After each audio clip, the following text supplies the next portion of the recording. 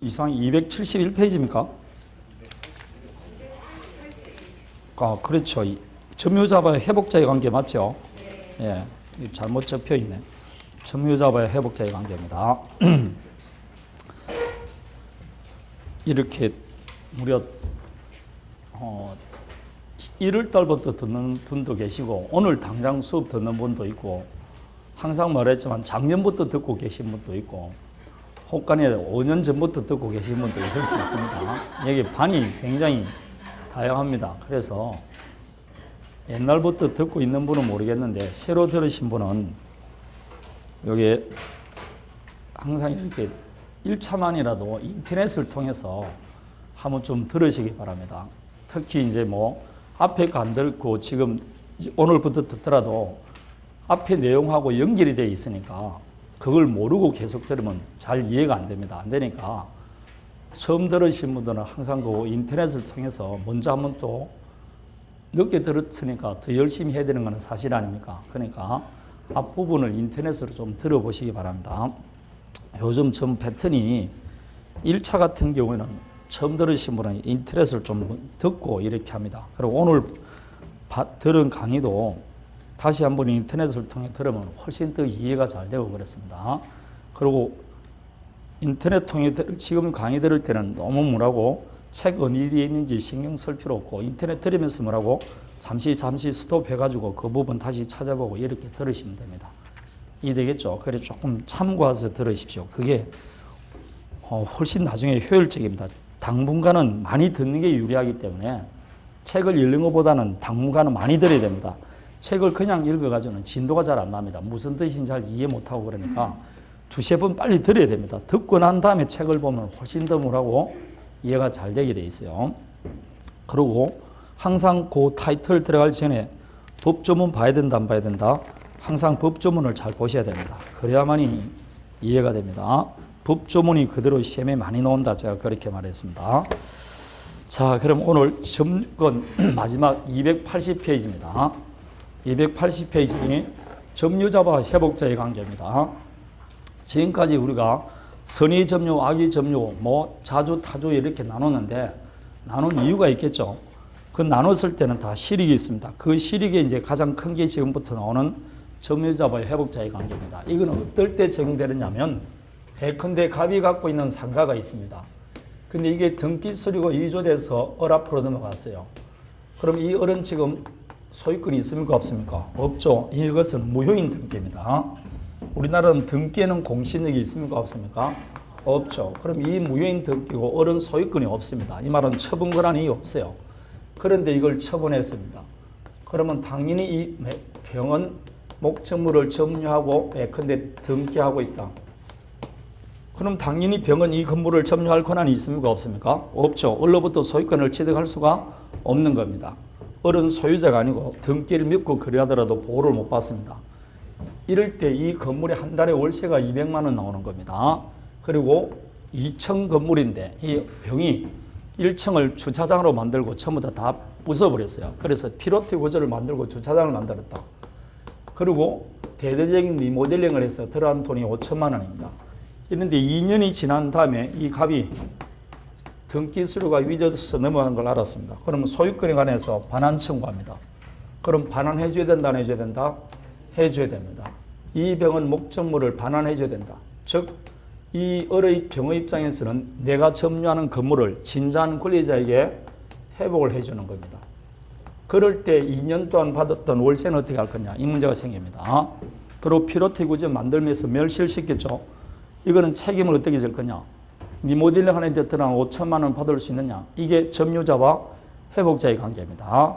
점유할 정당한 권한이 없는 자가 진짜한 권리자에게 목적물을 반환할 때 그 점유하는 또한 이해관계를 어떻게 조절할 것이냐가 201조, 202조, 203조 점유자와 회복자의 관계입니다. 이것은 점유할 권한이 없는 자가 예컨대 도둑님이 물건을 훔쳤다. 훔친 물건을 진짜한 소유자에게 반환할 때 그때 적용되는 겁니다. 그러면 매매계약이 체결되고 나서 매매계약이 무효가 됐다. 취소가 됐다. 무효 취소되더라도 처음부터 효력이 없죠.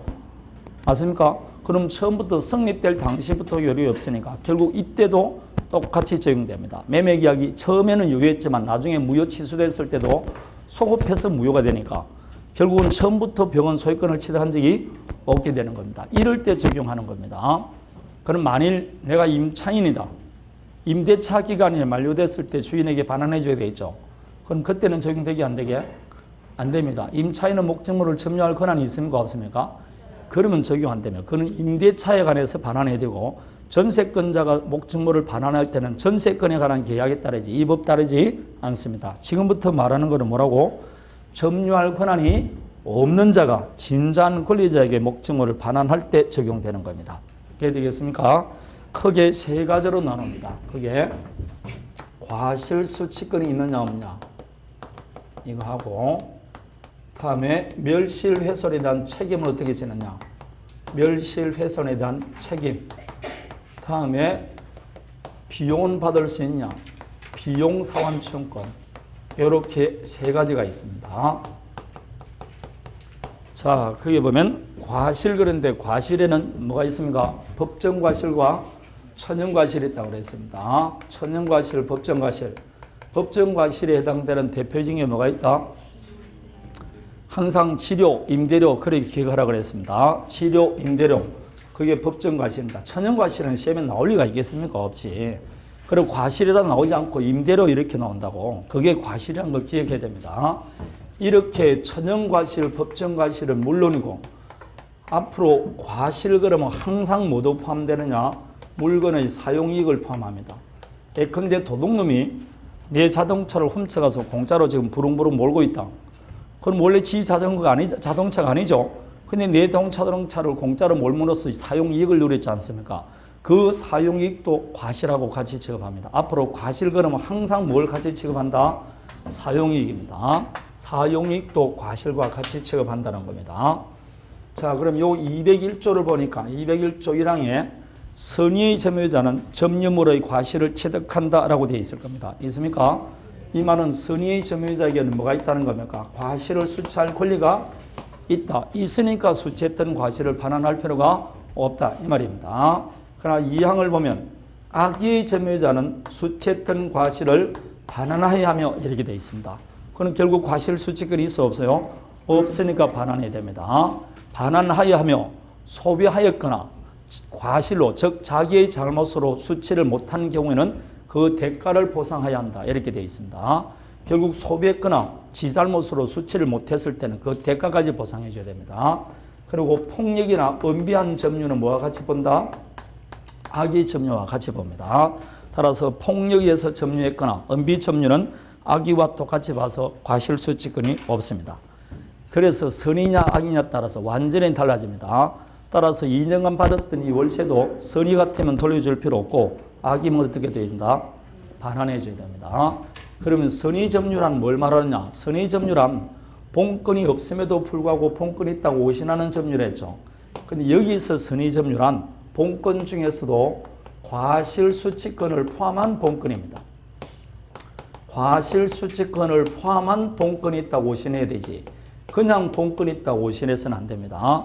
그럼 본건이 7가지가 있는데 그중에 과실수취권이 없는 본건이 있느냐? 있습니다. 대표적인 것은 저당권입니다. 여러분 내 상가의 저당권을 설정했다 할지라도 은행에서 월세 받아가는 거 봤습니까? 안 받아가죠? 그러면 저당권자에게는 뭐가 없다는 겁니까? 과실수취권이 없어요. 근데 저당권자는 목적물을 점유하지 않으니까 여기서는 해당되는 것은 유치권입니다.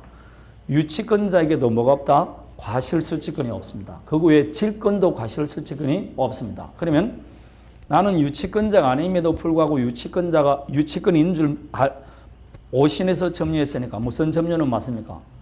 선의 점유는 맞죠? 그렇지만 유치권 자체가 없으니까 과실수취권이 없으니까 여기에 말하는 선의 점유에 해당하지 않습니다. 따라서 유치권이 없음에도 불구하고 유치권이 있다고 오신했거나 질권이 없음에도 불구하고 질권이 있다고 오신했다. 그러면 여기서 말하는 선의 점유에 해당하지 않습니다. 280페이지 그 요건 2번에 1번 나와 있죠. 여기서 선의 점유란 과실수취권을 포함하는 본건이 있다고 오신하는 겁니다.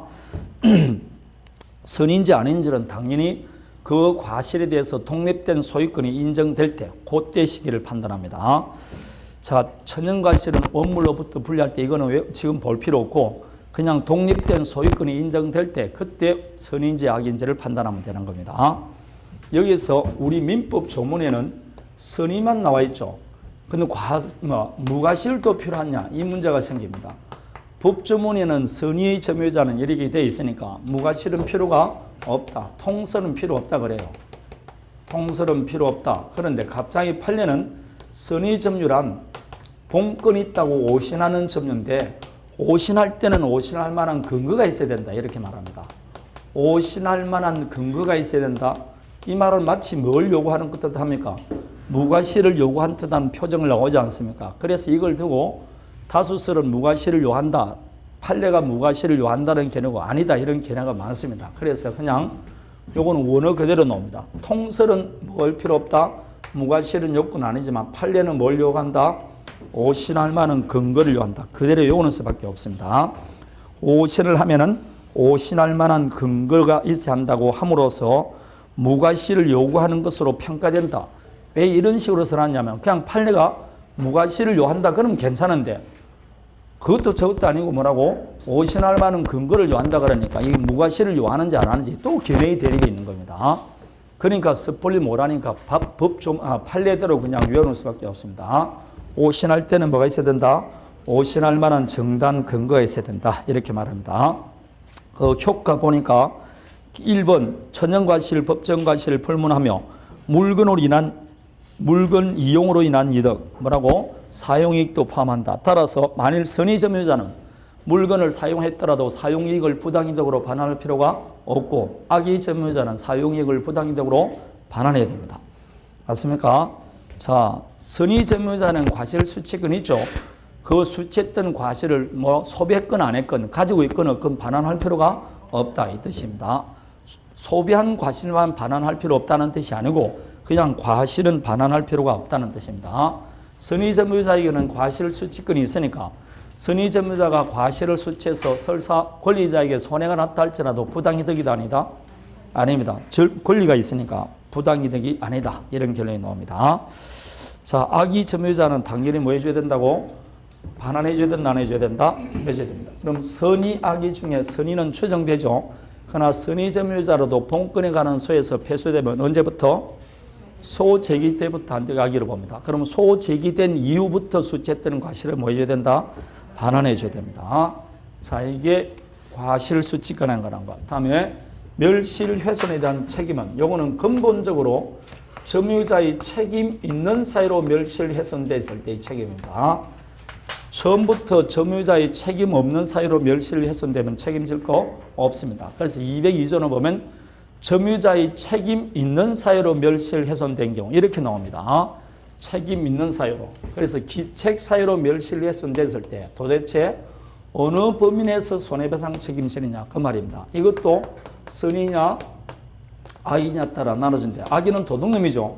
도둑님이 훔친 물건을 부숴버렸으면 당연히 전손해배상 해줘야 된다 안 해줘야 된다? 당연히 해줘야 되겠죠. 문제는 선의인데 이 선의는 다시 자주냐 타주냐는 나눕니다. 선의고 자주면 현존이익만 반환하면 돼요. 그렇지만 선의라도 타주면 전손해를 다 배상해 줘야 됩니다. 자, 선의고 자주는 현존이익 당연한데 왜 선의라도 타주자면 전손해를 다 배상해 주냐면 이 을이 병에게 처분한 것이 아니고 임대를 줬다고 생각해 보십시오. 그러면 처분해서 임대를 줬다. 임대 줬으면 이 병의 입장에서는 자기에게 임차권이 있는 줄 믿고 점유했겠죠. 그러면 본건이 있다고 오신하니까 무슨 점유? 선의 점유는 맞습니다. 예컨대 임대차 하지 않고 전세권을 설정해 줬다 봐요. 그럼 전세권 있다고 오신했으니까 무슨 점유? 선의 점유는 맞죠. 그러나 전세권자의 점유는 무슨 점유입니까? 그럼 세입자나 전세권자가 고의과실로 목적물을 부쉈을 때 나중에 기간 만료될 때 주인한테 돌려줄 때 그대로 돌려줘야 되니까 배상해 줘야 됩니까? 그렇죠. 타주점유자는 기간이 만료되면 타주점유자는 기간이 만료되면 원래 보유자에게 회복해 줘야 됩니다. 그러면 나중에 회복할 걸 전제로 뭐였다? 점유했는데 그걸 고의과실로 부쉈으니까 당연히 뭐 해줘야 된다고? 전손해를 다 배상해 줘야 됩니다. 따라서 선이라도 타주점유자는 전손해를 다 배상해 줘야 됩니다. 그래서 202조 법조문 세 번째 조를 볼 것 같으면 그 세 번째 조를 기억해야 됩니다. 소유여사가 없는 점유자는 이렇게 되어 있을 겁니다. 맞습니까? 소유여사가 없는 점유자는 선인 경우에도 손해 전부를 배상해야 된다. 나오고 있습니까? 여러분 거기 네 번째 조에 나와 있을 겁니다. 그걸 밑줄 치고 그대로 외워야 돼요. 그게 시험에 잘 나오니까 그 자체가 시험에 나옵니다. 자, 그 이야기입니다. 소유여사가 없는 점유자란 되어 있습니까? 그 그대로입니다. 선인 경우도 손해 전부를 배상해야 된다. 그래서 이거는 다시 자주냐 타주냐 따라서 나눠지는 겁니다. 다음에 비용상환치용권입니다. 이것은 근본적으로 뭘 불문하느냐? 선악을 불문합니다. 선악을 불문합니다. 자, 왜 그러냐? 이거는 이제 보면 알게도 공평의 원칙에서 인정되는데 비용이란 크게 뭐가 있냐? 필요비와 뭐가 있다? 유익비가 있습니다. 그 필요비란 법조문에 보면 보존을 위해서 지출한 비용이라 되어 있습니다. 결국은 가치를 뭐하고 있다? 유지시키는 데 들어간 비용입니다. 다음에 유익비란 개량을 위해서 지출한 비용 되어 있어요. 결국 가치를 만다 증가시키는 데 들어간 비용입니다. 그러면 점유자가 목적물을 진저한 권리자에게 회복해 줄 때 점유하는 동안에 그 목적물의 가치를 하락하지 않도록 계속 유지를 시키거나 아니면 가치를 뭐랬다? 증가시켜서 회복자에게 줄 때 회복자가 그대로 가지면 그거는 불공정한 거 아닙니까?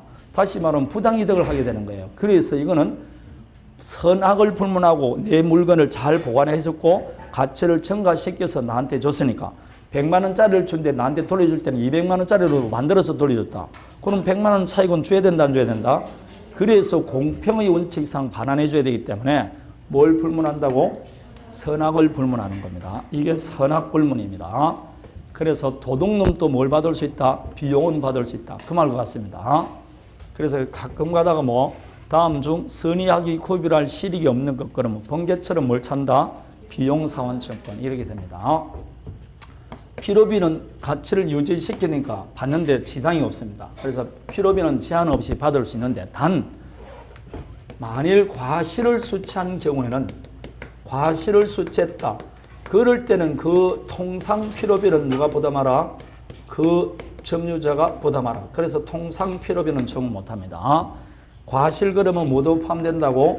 물건을 사용하는 사용이익도 포함되니까 점유자가 과실을 수취했거나 물건을 사용했을 경우에는 그럴 때는 네가 이왕 과실을 수취했고 사용했으니까 거기에 대한 통상 필요비는 네가 부담하라는 겁니다.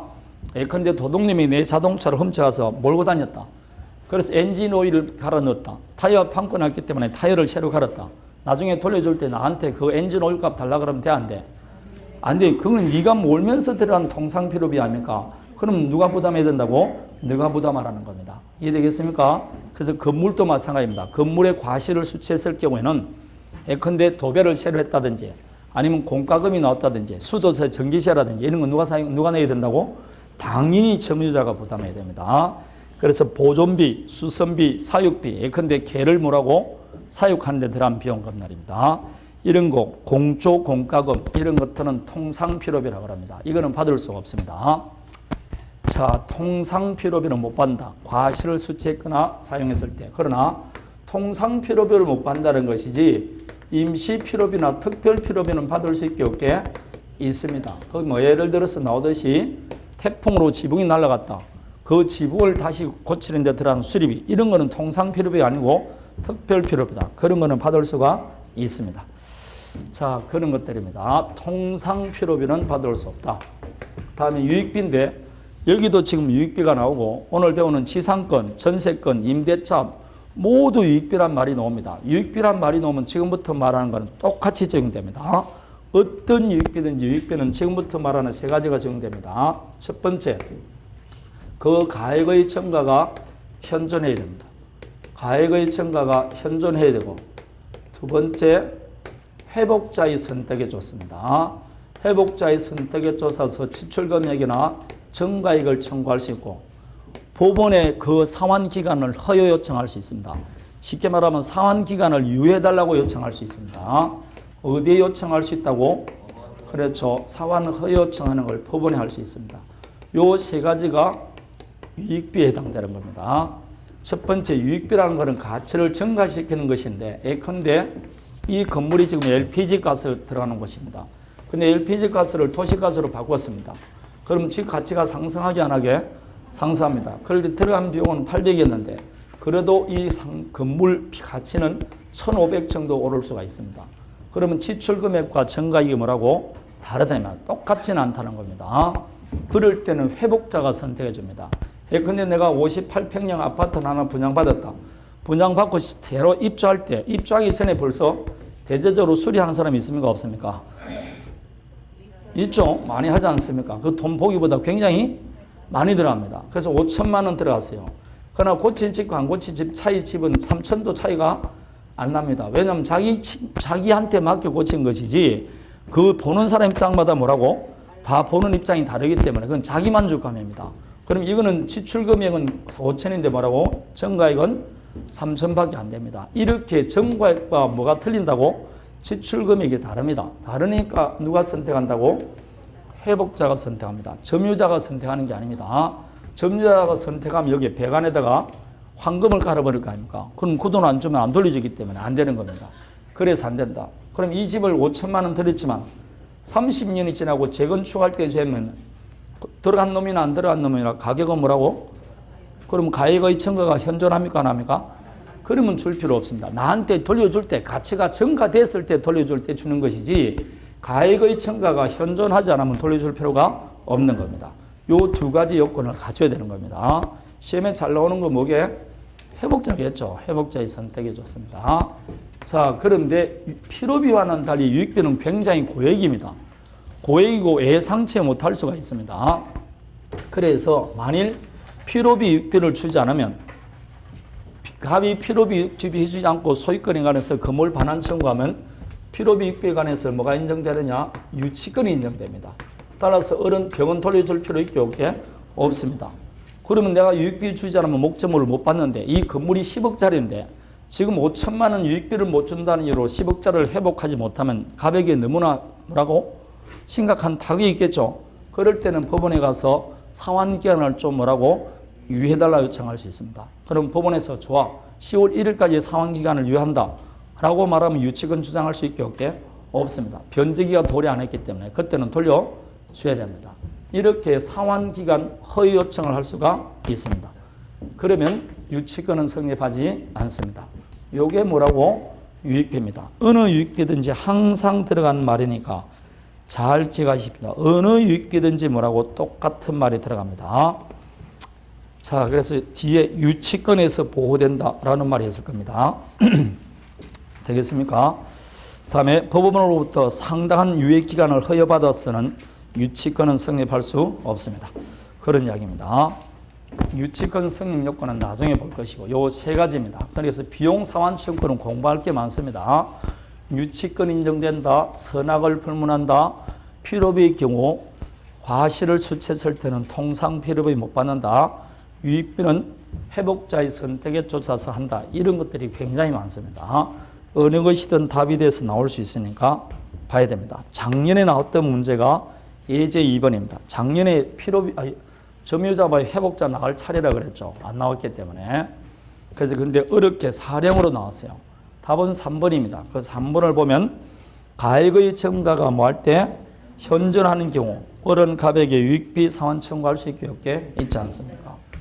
1번은 악의인 경우에도 과실 수칙을 인정된다. 틀렸죠? 악의는 안 되지 않습니까? 순진하게 나왔어요. 근데 2번에서 많은 사람들이 답을 쳐서 이 문제도 어려운 문제로 들어갑니다. 왜냐? 2번에 보면 선의의 어른, 갑에 대하여 통상의 필요비의 상환을 청구할 수 있다.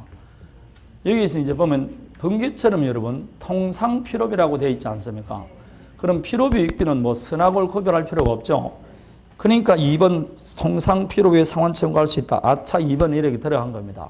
근데 그냥 안 하고 필요비 상환 청구할 수 있다. 그러면 괜찮은데 통상 필요비를 할 때는 번개처럼 위를 봐야 돼요. 뭔가 과실을 수취했는지 봐야 되는데 문제 자체가 첫 번째 줄 끝에 보면 어른 X 건물을 사용 수익하면서 되어 있습니다. 사용하고 수익했다고 되어 있잖아요. 그럼 수익했다는 과실을 수취했다는 말 되고 그게 없더라도 사용을 했잖아. 그럼 사용하면 뭐는 못 받는다고? 통상 필요비는 못 받지 않습니까? 그래서 2번이 답이 아니고 답이 3번이 되는 겁니다. 지금은 여러분이 방금 하고 이렇게 눈여겨보기는 그렇지 10개월 동안 공부를 하도 그게 시험장에 가면 눈에 안 들어옵니다. 그렇게 잘 안 됩니다. 그게. 그러니까 지금 여기에 제가 판례도 안 하고 여기 보면 판례 지금 283페이지부터 판례가 얼마나 많습니까? 그런 게 여러분 그렇게 중요하지 않다니까. 시험장에서는 그렇게 판례가 막 한다 할지라도 합격하는 70점, 80점 나오는 거는 뭐라고? 오늘 했던 것만 해도 충분하다니까. 오늘 했던 내용만 하더라도 항상 시험장 가면 6, 70점 나온다니까. 그러니까 큰 타이틀을 잘 알아야 되지. 막 세세하게 잘한다고 그게 답이 점수가 좋고 실력이 좋아지는 건 아니다. 근본적인 걸 튼튼하게 알고 있어야 됩니다. 그래서 이 문제도 중상급 문제에 들어간다. 이 말입니다. 그 건물을 사용 수익하는 거 이거 잘 안 들어옵니다. 시험장에 가보면. 그리고 나중에 3, 4월 지나고 5, 6월 지나면 여러분들은 판례도 공부하죠. 그리고 실력이 좀 좋아지기 때문에 점점 뭐만 공부하느냐 지역적인 걸 공부합니다. 그럼 문제도 점점 어려운 거 풀려고 그러고 시험 문제 주면 뭐라고? 별로 신비성이 없어 합니다. 그러게 자꾸 어려운 것만 풉니다. 그러면 점점 뭐라고? 실력은 좋아지는데 뭐라고? 우리가 말하는 교수님들이 원하는 하고는 다른 것으로 가는 겁니다. 오히려 그게 별로 좋지 않습니다. 그래서 항상 말하지만 시간이 가면 갈수록 양은 늘려야 된다, 줄여야 된다. 줄여야 됩니다. 근데 줄이지 않습니다. 여러분 점점 뭐라고? 늘려야 됩니다. 그리고 쉬운 문제를 딱 틀리면 아 실수했다 생각하고 자기 실력이라고 생각 안 해요. 그리고 어려운 문제 막 엄청나게 어려운 문제 하나 풀면 뿌듯하게 생각합니다. 그런 거는 시험장에서 어려운 문제 나오면 몸풀기도 할 뿐더러 그 문제나 저 문제나 똑같은 한 문제 답입니다. 아무 별로 의미가 없어요. 항상 그래서 이 얇은 책을 그 달달달달 외우는 게 제일 좋은 겁니다. 안에 그 막 파란 칠 해놓은 거 이거 있죠? 너무 신경 안 써도 돼요. 공부 안 했다고 해서 파랗게 질릴 필요 없다 이 말입니다. 안에 있는 거 흰 거 잘 하면 됩니다. 그리고 또 하라고 밑에 또 핵심 클리라고 또 외우게 해주지 않습니까? 자, 그렇게 하면 됩니다. 다음에 점유보호청권입니다. 점유권도 물건이니까 물권적 청권이 있을까 없을까요? 있겠죠. 그래서 점유권에도 물권적 청권을 인정해 줍니다. 그걸 점유보호청권 그렇게 말합니다. 그럼 지금부터 말하는 점유보호청권은 도둑놈에게도 인정되게 안 되게? 그렇죠. 도둑놈도 점유권 있지 않습니까? 지금 본건에 관해서 권리를 주장하는 게 아니고 점유권에 관해서 권리를 주장합니다. 그러면 점유권에 관한 물권적 청권도 당연히 종류가 몇 가지가 있게? 세 가지가 있겠죠. 반환 청구, 방해 제거, 방해방 그렇습니다. 그런데 점유물 반환 청구는 되어 있는데 요게 204조에 있습니다. 그런데 점유물 반환 청구라 그러는데 법조문에는 반환 청구라가 안 되어 있고 점유의 횟수라고 되어 있습니다. 되겠습니까? 다음에 점유물 방해 제거인데 법조문에는 방해 제거가 안 되어 있고 205조 점유의 보유 이렇게 되어 있습니다. 타이틀이 그렇게 되어 있어요. 근데 읽어보면 방해 제거입니다. 다음에 방해 예방도 점유물 방해 예방이라 안 되어 있고 점유의 보전이라고 되어 있습니다. 타이틀만 그렇게 나와 있는 겁니다. 내용은 똑같습니다. 자, 그럴 때 점유물 반환 청구는 어떨 때 할 수 있냐?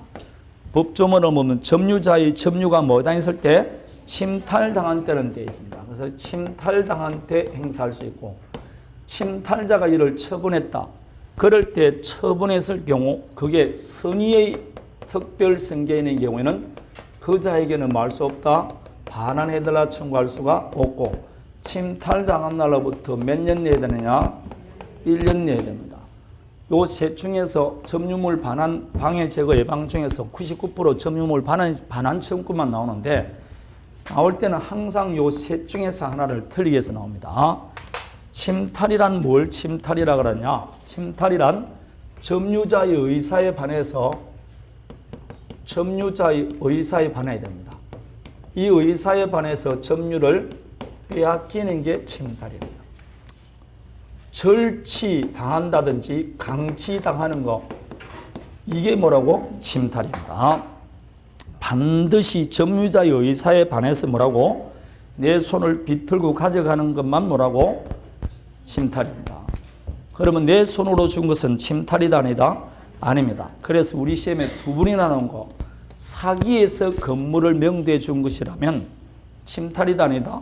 아니죠. 내 손으로 줬다. 그럴 때는 점유회수 청구할 수 없다. 이렇게 시험에 나온 겁니다. 되겠습니까? 차고나 사기 강박에서 점유를 이전했다. 유실물을 섭득했다. 이런 말 나오죠.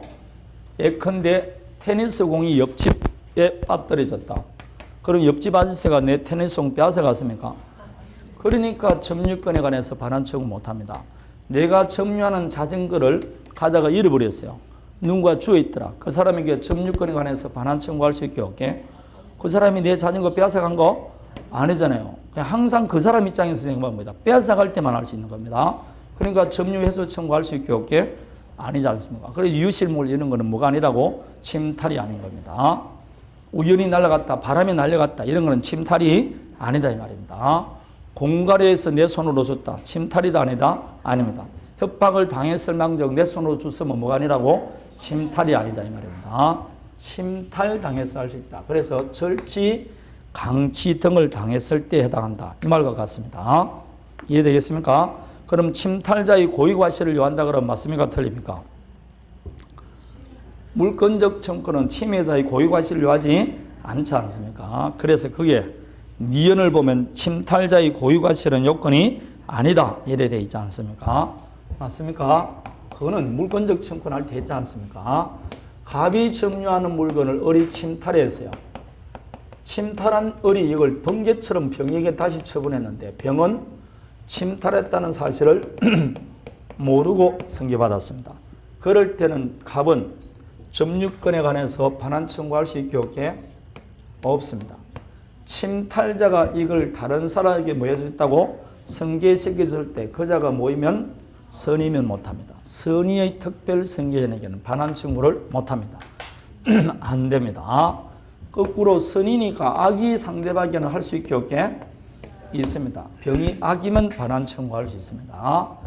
다음에 특별 승계인에게 못하니까 만일 이 을이 사망하고 병이 상속받았다.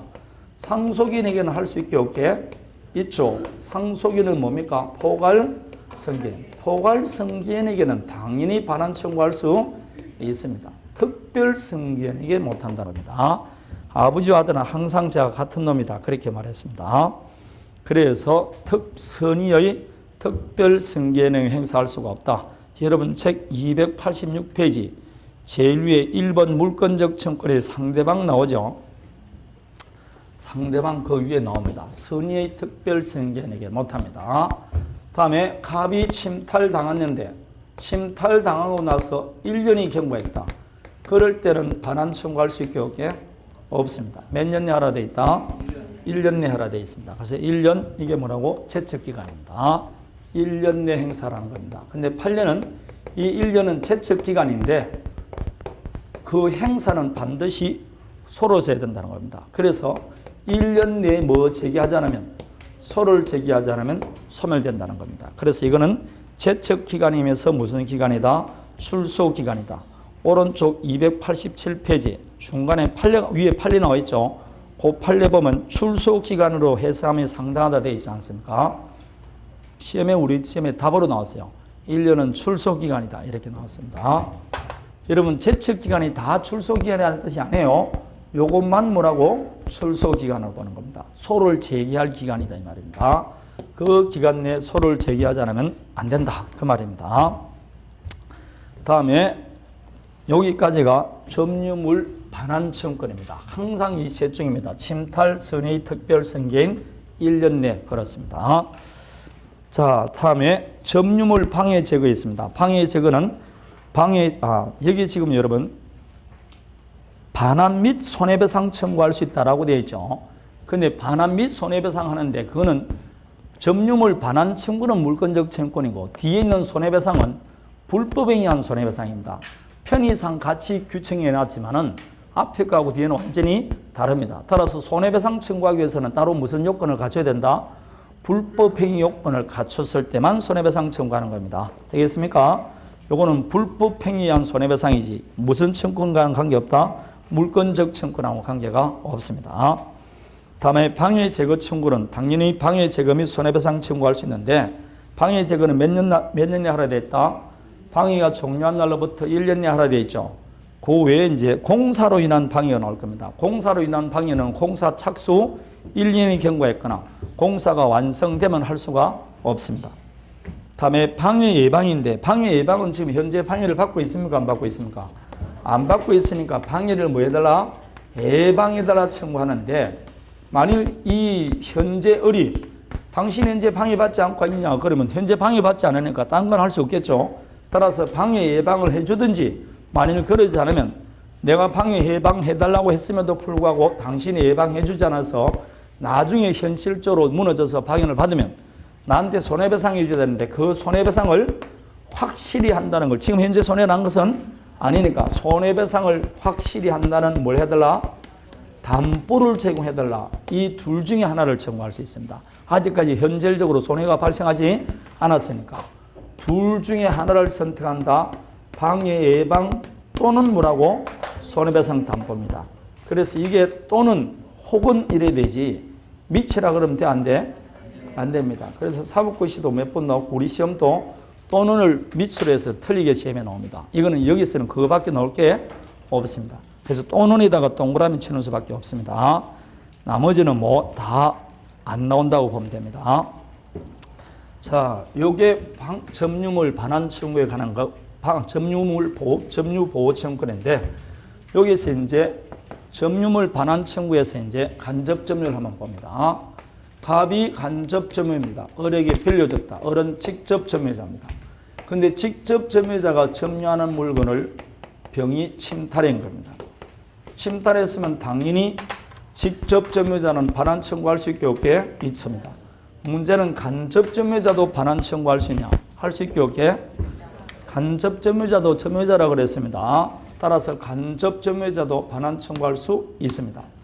근데 직접 점유, 간접 점유란 당연히 직접 점유자가 점유할 때 그걸 매개로 해서 간접 점유하니까 반환 청구는 할 수 있대. 누구한테 반할 것을?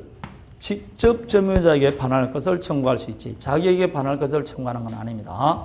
그래서 원칙적으로 직접 점유자에게 반할 것을 청구할 수 있는데 다만 직접 점유자가 반환받을 수 없거나 반환받기를 거부할 때는 자기에게 반할 것을 청구할 수 있습니다. 따라서 처음부터 자기에게 반할 것을 청구하면 돼? 안 돼? 안 됩니다. 자, 286페이지 요건 있을 겁니다. 있습니까? 요건이 한다. 그게 어디에 나 있습니까? 287페이지 제일 위에입니다. 287페이지 제일 위에 B가 나와 있을 겁니다. 간접 점유자인 경우는 누구한테? 직접 점유자에게 반할 것을 청구하는 원칙이고 반환받을 수 없거나 거부할 때만 자기에게 반할 것을 청구할 수 있습니다.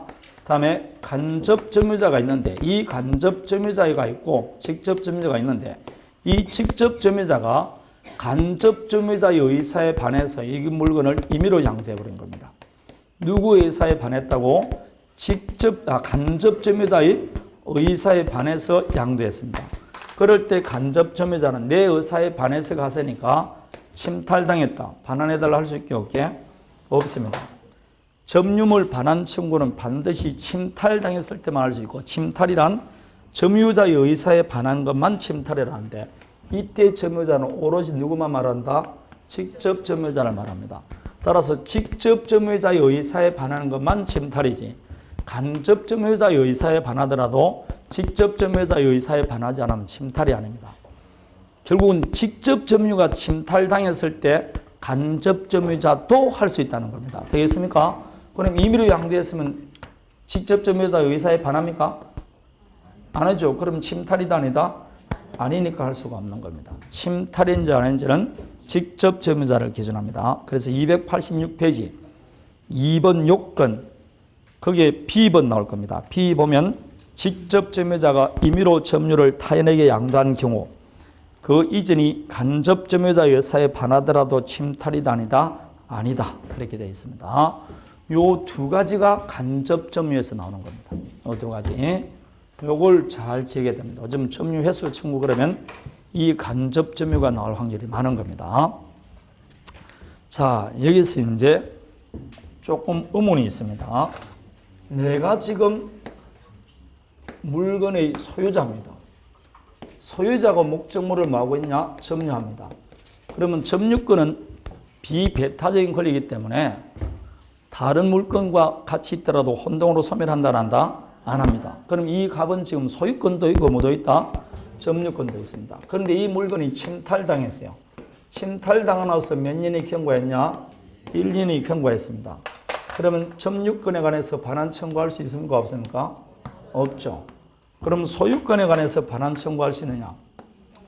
있습니다. 아무 제한 없습니다. 우리가 물권적 청구를 행사할 때는 물권적 청구는 소멸세 걸리지 않는다 그랬어요. 그리고 다른 지금 말하는 이 침탈당했을 때 선의 특별성계인 1년이라는 것은 무엇에 관해서 할 때? 점유권에 관해서 소송을 제기하는 것이지 소유권, 지상권, 전세권 등 본권이 아니라고. 점유권에 관했을 때 이런 제한이 있다는 겁니다. 마찬가지입니다. 갑이 지금 소유하고 점유하는 물건을 을이 침탈했어요. 침탈하고 나서 이걸 다시 병에게 처분해서 병이 지금 선입니다. 그럴 때 점유권에 관해서는 반환 청구할 수 있습니까? 없습니까? 없잖아. 선의 특별성계는 못한다니까. 그러나 소유권에 관해서는 할 수 있게 없게. 우리가 물권적 청구권 행사할 때 물권적 청구권, 물권적 반환 청구는 과거에 침해하였던 자랄지라도 현재 점유자라면 그 자를 상대로 할 수가 없고 무조건 현재 침해자에게 점유자에게 할 수 있다 했잖아요. 그 자에 뭘 불문하고? 기책 사유를 불문하고. 그래서 당연히 청구할 수 있는 겁니다. 지금 이런 제한이 있는 것은 어디에서 할 때?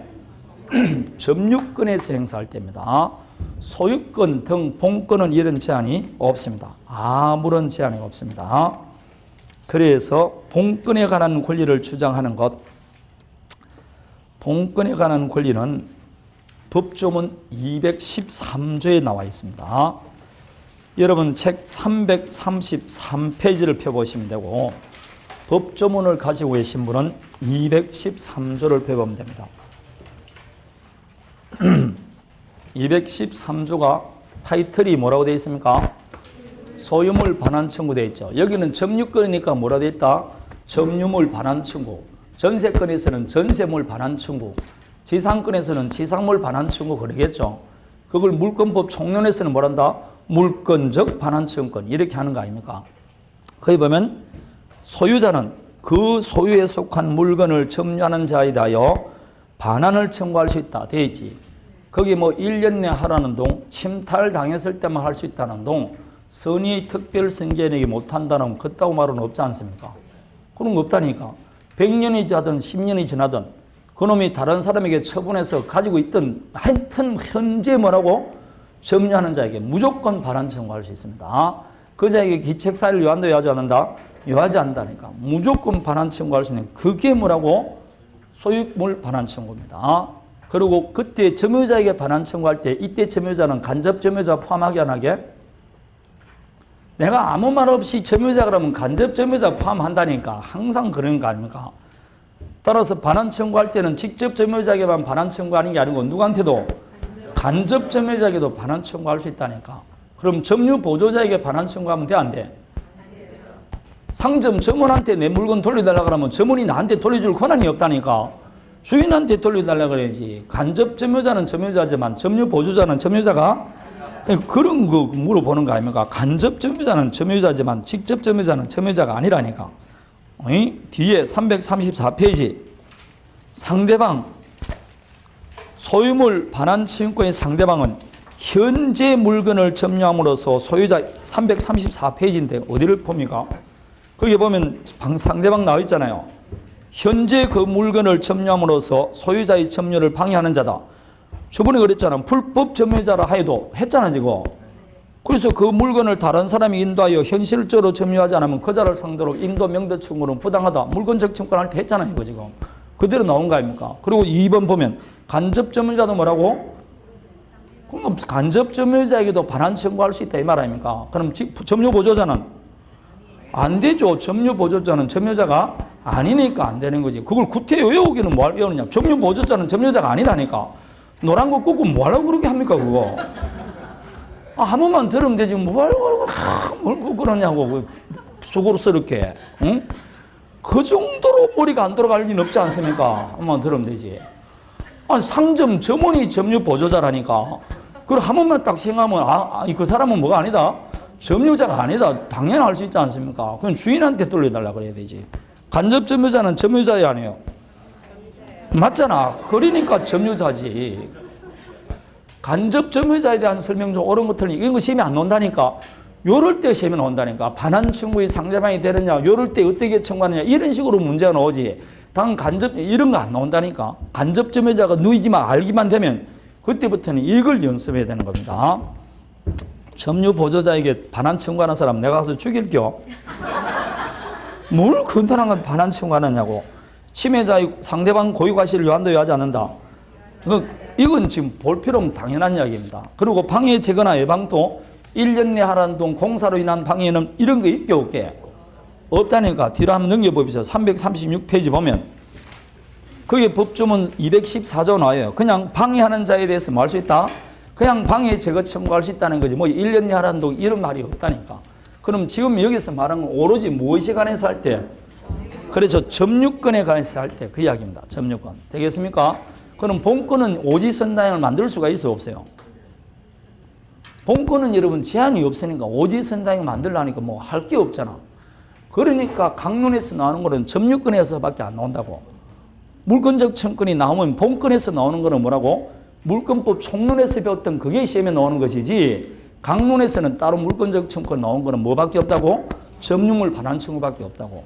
뭐 가지고 오지선당 만듭니까? 아무런 제한 없이 다 할 수 있는데 할 게 없다니까. 그래서 물권적 청권 그 총론에서 누가 하느냐, 누구에게 하느냐, 그게 이제 판례가 나오는 거, 그것만 나오는 겁니다. 따라서 본권에서는 물권적 청권이라는 건 언급을 안 합니다. 그냥 간단해. 그냥 내 물건 갖고 있는 사람한테 무조건 반환 청구할 수 있답니다. 그러면 점유권에 관해서 소를 제기해서 패소했습니다. 그럼 소유권에 관해서 소를 제기해서 성소할 수 있게 없게 있습니다. 289페이지. 자, 법조문 208조를 보면 뭐라 되어 있냐면 208조 1항에 점유권의 기난소와 본권에 관한 소는 서로 영향을 미치지 아니한다. 딱 이렇게 되어 있습니다. 그러니까 점유권과 본권에 관한 소는 서로 별개의 것이다 이 말입니다. 기판력이 미치지 않습니다. 한쪽이 패소했다 해서 이쪽에서 영향을 안 줍니다. 그래서 서로 영향을 안 준다. 그게 점유권에 관한 소와 본권에 관한 소입니다. 이해되겠습니까? 자, 그래서 뭐 소유권에 관해서 행사할 수도 있고 점유권 행사할 수 있고 한쪽이 패소하더라도 한쪽은 성소할 수가 있다. 이렇게 되는 겁니다. 다음에 208조 2항을 보면 점유권에 관한 소는 본권에 관한 이유로 재판하지 못한다. 이 말이 나옵니다. 이 말은 또 뭐냐? 갑과 알 사이 임대차 계약이 체결됐어요. 그래서 임차인이 임차권을 갖고 있습니다. 임차권자는 목적물을 사용할 권한이 있게 없게 있죠. 임차권이라는 권한이 있습니다. 그리고 점유하니까 뭐도 있다? 점유권도 있습니다. 근데 드디어 임대차 존속기간이 만료됐어요. 만료되면 임차권은 어떻게 된다? 소멸합니다. 전세권도 전세권 존속기간이 만료되면 전세권은 소멸합니다. 그럼 이 어른 보증금도 다 받았어요. 그럼 임차권도 소멸되고 당연히 소유자에게 반환해 줘야 된다, 안 해줘야 된다? 이 을이 갖고 있는 권리는 뭐밖에 없다? 점유할 권한이 있어 없어요? 그럼 도둑놈의 점유와 똑같아요. 점유할 권한이 없지만 사실상 점유하니까 뭐는 된다고? 점유권은 있습니다. 그런데 을이 나가지 않는 겁니다. 기간이 만료되는데 주인이 계속 나간다, 안 나간다. 그래서 쫓아내버렸어요. 쫓아냈다는 것은 을의 입장에서는 자기 점유가 못 당했다는 겁니까? 침탈당한 거 아닙니까? 그러자 을이 내 점유가 침탈당했다는 이유로 돌려달라 소를 제기하는 겁니다. 점유물 반환 청구하는 겁니다. 이럴 때 원고 성소 나오느냐 이 말입니다. 네? 이럴 때 법원에서 당신 이 을의 건물을 침탈했습니까? 라고 말했을 때 갑이 그러죠. 나는 이 건물의 뭐라고? 소유자고 을은 점유할 권한이 없이 점유했으니까 내가 가져왔습니다. 라고 말합니다. 그럼 법원에서는 지금부터 내가 하는 말에 예, 아니요만 대답하세요. 그럽니다. 침탈했습니까? 이렇게 물어봅니다. 아니 제가 소유자라니까요. 그러면 다시 한번 물어봅니다. 예, 아니요 대답하세요. 침탈했습니까? 물어봅니다. 예, 그럼 돌려주라. 이렇게 나오는 겁니다. 왜 그러냐? 점유권에 관한 소를 제기할 때는 이런 소를 제기할 때 그 자에게 본권이 있냐 없냐 이 가지고 판단하지 말라는 겁니다. 뭐가 하라고? 침탈. 침탈했으면 그 자가 설사 뭘 할지라도 진짜한 권리자라 할지라도 안 된다는 겁니다. 본권 유무 가지고 판단하지 말라는 겁니다. 점유권에 관한 소를 제기할 때는 상대방에게 본권이 있는지 없는지를 가지고 판단하지 말라. 그게 뭐라고? 점유에 관한 소는 본권에 관한 이유로 뭐한다? 재판하지 못한다 라고 되어 있습니다. 되겠습니까? 안 됩니다. 만일 이게 인정될 것 같으면 세입자가 기간이 만료됐는데 안 나가면 누가 소를 제기합니까? 전부 다 깡패를 동원해서 다 쫓아내버리지. 그럴까 아닙니까? 이렇게 한다는 게 지금 뭐 하는 겁니까? 자력구제 하는 거 아닙니까? 법치국가에서는 자력구제 하면 돼? 안 돼? 안 돼요. 그래서 일단 그 사람에게 점유할 권한이 있는지 없는지를 불문하고 일단 뭐만 하면 점유 딱 하면 함부로 침탈하지 말라는 겁니다. 그래서 이자에게 점유권이라는 권리를 인정하는 이유가 이 권리마저 인정해 주지 않으면 모든 본권자가 자기 마음대로 권리를 행사할 수 있기 때문에 도둑님이라도 물건을 점유하면 함부로 침탈하지 못하게 만드는 겁니다. 그래서 점유권을 인정하는 제도가 사회 평화와 질서를 위해서 인정한다. 거기 나와 있어요. 그래서 사회 평화와 질서를 위해서 나오는 게 뭐라고? 이 점유권에 관한 점유권입니다. 점유권은 그래서 뭐라고? 인정할 필요가 있다. 이런 겁니다.